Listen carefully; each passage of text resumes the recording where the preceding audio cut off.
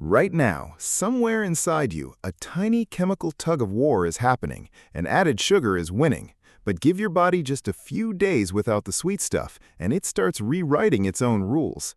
By day 30, even your taste buds won't recognize you. Here's the day by day. Here's why you should care. Studies estimate the average adult eats around 17 teaspoons of added sugar a day, way more than your body was ever built to handle. That constant flood quietly shapes your energy, your cravings, even your mood. So what actually happens when you turn off the tap? We're going day by day, week by week, and by the end, I'll show you the one change that surprises people most. First, what does quitting sugar even mean? We're talking added sugar, soda, candy, the spoon in your coffee, not the natural sugar in whole fruit. Your body still needs some glucose to run, it just doesn't need the flood. So here's the flood. The second a sugary snack hits your tongue, sugar pours into your blood. Your blood sugar spikes, your brain fires off a little hit of dopamine, that's the feel-good chemical, and you feel amazing. But your body reads it as an emergency. It releases insulin, a hormone that rushes all that sugar out of your blood and into your cells, often too fast. An hour later, you crash below where you started, tired, foggy, and craving more. That's the loop you're about to break. But here's the weird part. The first few days can actually feel worse before they feel better. With no sugar hits, that dopamine reward you were used to suddenly goes quiet. Many people report headaches, irritability, low energy, even intense cravings, what some call sugar withdrawal. Now, scientists still debate whether sugar is truly addictive the way drugs are, and a lot of that research is in animals. But the cravings people feel are very real. Your brain has learned to expect a reward on a schedule, and for a few days it keeps asking, "Where's my treat?" The good news? For most people, this rough patch is short, and it's a sign your body is recalibrating. By around day 4 to 7, something shifts. Without those constant spikes and crashes, your blood sugar starts to flatten into smoother, gentler waves. No more rocketing up and slamming down every couple of hours. And when your blood sugar is steady, your energy is steady too.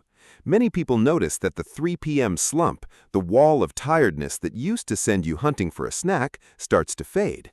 You're not riding a roller coaster anymore. You're on a calm, level road, finally allowed to burn fuel at a steady pace instead of lurching between feast and crash. Now jump to week 2. Here's where it gets really interesting under the hood. Remember insulin, the hormone that clears sugar from your blood? When you flood your body with sugar for years, your cells can start responding to it more sluggishly, so your body pumps out even more.